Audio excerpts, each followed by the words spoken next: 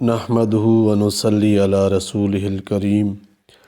अम्मा बाद फ़अऊज़ु बिल्लाहि मिनश शैतानिर रजीम बिस्मिल्लाहिर रहमानिर रहीम वक़ालतिल यहूद, और यहूद कहते हैं,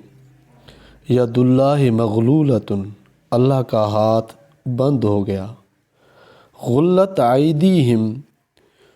उन्हीं के हाथ बंद हो जावें। वलुइनू बिमा क़ालू, और लानत है उनको उस कहने पर। बल यदाहु मबसूतताने, बल्कि उसके तो दोनों हाथ खुले हुए हैं। युनफ़िक़ु कैफ़ यशा, खर्च करता है जिस तरह चाहे। वला यज़ीदन्न कसीरम मिनहुम, और इनमें बहुतों को बढ़ेगी। कसीरम मिनहुम मा उन्ज़िला इलैका, उस कलाम से जो तुझ पर उतरा। मिर रब्बिका, तेरे रब की तरफ से। तुग़यानौ व कुफ़रा, शरारत और इनकार।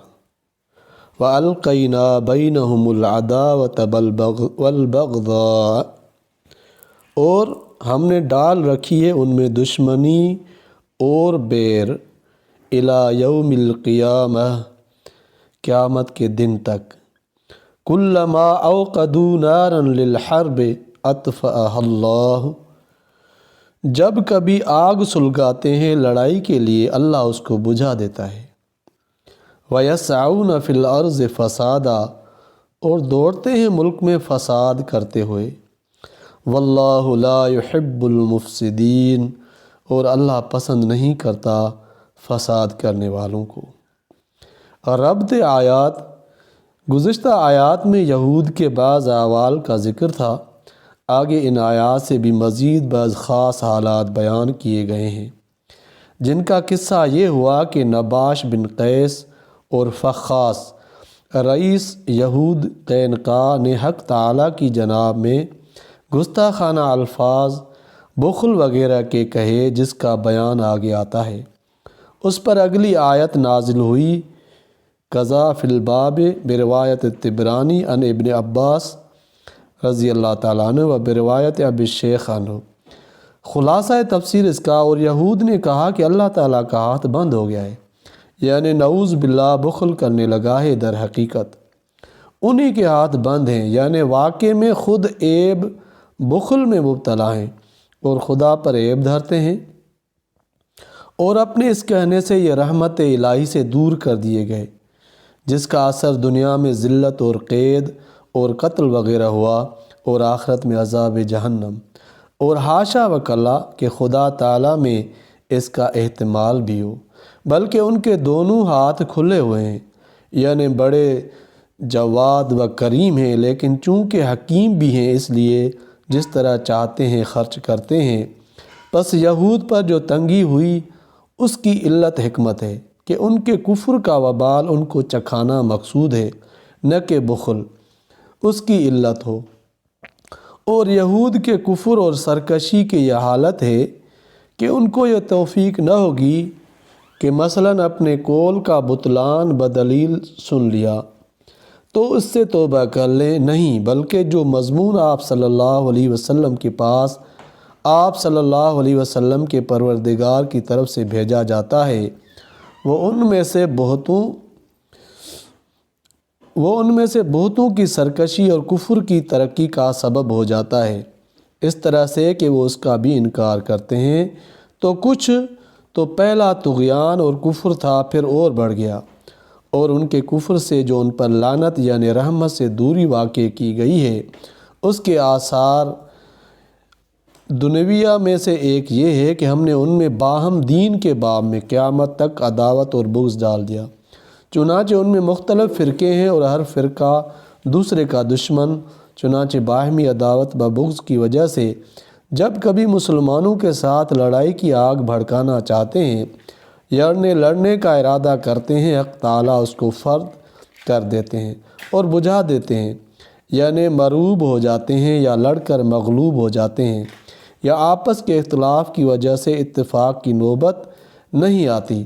اور جب لڑائی سے وہ جاتے ہیں تو اپنی عداوت دوسری طرح نکالتے ہیں کہ ملک میں خفیہ فساد کرتے پھرتے ہیں، جیسے نو مسلموں کو بہکانا، لگائی بجائی کرنا، عوام کو توریت کے محرف مضامین سنا کر اسلام سے روکنا، اور اللہ تعالیٰ چونکہ فساد کرنے والوں کو محبوب نہیں رکھتے یعنی مغبوض رکھتے ہیں، اس لیے اس فساد کی ان کو خوب سزا ہوگی، خواہ دنیا میں بھی ورنہ آخرت میں تو ضرور۔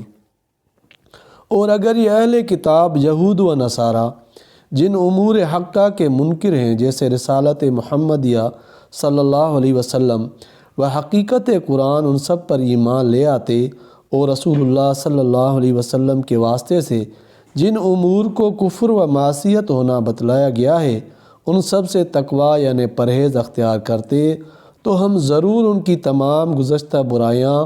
کفر اور شرک اور معاصی جن میں سب اقوال و احوال آگے معاف کر دیتے، اور معاف کر کے ضرور ان کو چین اور آرام کے باغوں میں یعنی بہشت میں داخل کرتے۔ تو یہ برکات اخرویہ ہوئیں۔ اور اگر یہ لوگ ایمان اور تقوی مذکور اختیار کرتے، جس کو بعنوان دیگر یوں کہا جاتا ہے کہ توریت کی اور انجیل کی اور جو کتاب ان کے پروردگار کی طرف سے اب ان کے پاس بواسطہ رسول اللہ صلی اللہ علیہ وسلم کے بھیجی گئی یعنی قرآن،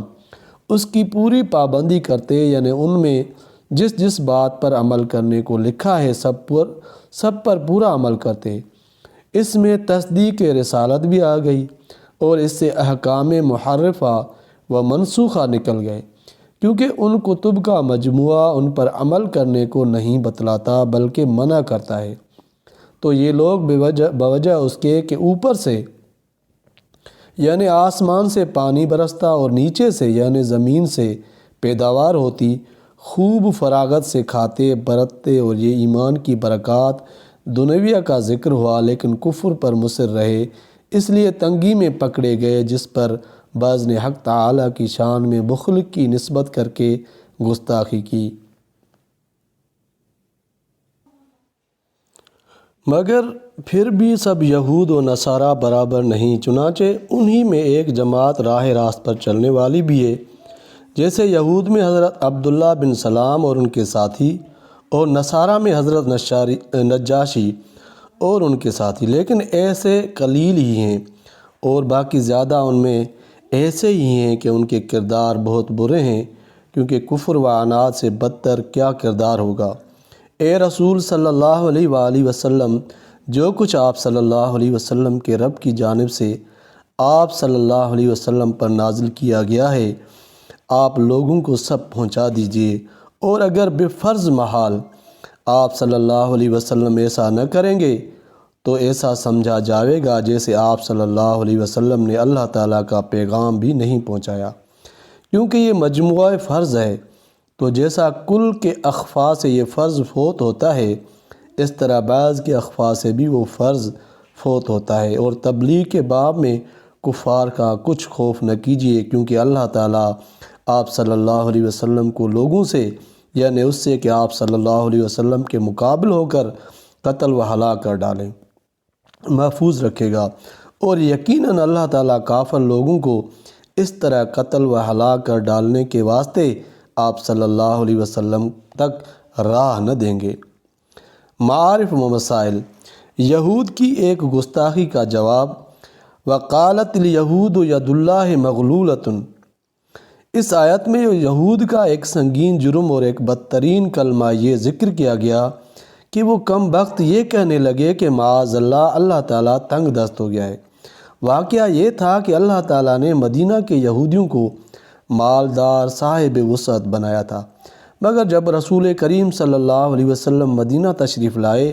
اور آپ صلی اللہ علیہ وسلم کی دعوت ان کو پہنچی تو ان ظالموں نے اپنی قومی چودراہٹ اور اپنی جاہل رسوم سے حاصل ہونے والے نذرانوں کی خاطر اس دعوت حق سے روگردانی اور رسول اللہ صلی اللہ علیہ وسلم کی مخالفت کی، تو اس کی سزا میں اللہ تعالیٰ نے ان پر دنیا بھی تنگ کر دی، یہ تنگ دست ہو گئے۔ اس پر ان نالائقوں کی زبان سے ایسے کلمات نکلنے لگے کہ معاذ اللہ، خدائی خزانے میں کمی آ گئی ہے، یا اللہ تعالیٰ نے بخل اختیار کر لیا، اس کے جواب میں اس آیت میں ارشاد فرمایا کہ ہاتھ تو انہی کہنے والوں کے بندھیں گے اور ان پر لعنت ہوگی، جس کا اثر آخرت میں عذاب اور دنیا میں ذلت اور رسوائی کی صورت میں نمودار ہوگا۔ اللہ تعالیٰ کے ہاتھ تو ہمیشہ کھلے ہوئے ہیں، اس کی جو جود و سخا ہمیشہ سے ہے، ہمیشہ رہے گی، مگر جس طرح وہ غنی اور صاحب وسعت ہیں، اسی طرح حکیم بھی ہیں، حکمت کے ساتھ اس کے تقاضے کے مطابق خرچ فرماتے ہیں، جس پر مناسب سمجھتے ہیں وسعت فرماتے ہیں، اور جس پر مناسب سمجھتے ہیں تنگی اور تنگ دستی مسلط فرما دیتے ہیں۔ پھر فرمایا کہ یہ سرکش لوگ ہیں، آپ صلی اللہ علیہ وسلم پر جو قرآنی بینات اترتی ہیں ان سے فائدہ اٹھانے کی بجائے ان کا کفر و انکار اور سخت ہوتا جاتا ہے، اور اللہ تعالیٰ نے مسلمانوں کو ان کے شر سے بچانے کے لیے خود ان کے فرقوں میں اختلاف شدید ڈال دیا ہے، جس کی وجہ سے مسلمانوں کے خلاف نہ ان کو کھلی جنگ کرنے کا حوصلہ ہو سکتا ہے اور نہ ان سے کوئی سازش چل سکتی ہے۔ کلما اوقدوا نارا للحرب، یہاں پہ جو ظاہر جنگ کی ناکامی اور وَيَسْعَوْنَ فِي الْأَرْضِ فسادہ میں خفیہ سازشوں کی ناکامی کا ذکر ہے۔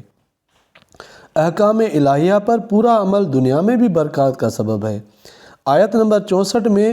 یہود کو ہدایت دی گئی ہے کہ تورات اور انجیل کی ہدایات اور انبیاء علیہم السلام کے ارشادات سے ان لوگوں نے کوئی فائدہ نہ اٹھایا، حرص سے دنیا میں مبتلا ہو کر سب کو بھلا بیٹھے، جس کے نتیجے میں دنیا میں بھی تنگ دستی کا شکار ہوئے۔ لیکن اگر اب بھی یہ لوگ ایمان اور خدا ترسی کے طریقے کو اختیار کر لیں تو ہم ان کی سب پچھلی خطائیں معاف کر دیں اور ان کو نعمتوں سے بھرے ہوئے باغات عطا کر دیں۔ اللہ تعالیٰ قرآن پاک کو سمجھنے کی توفیق عطا فرمائے، آمین۔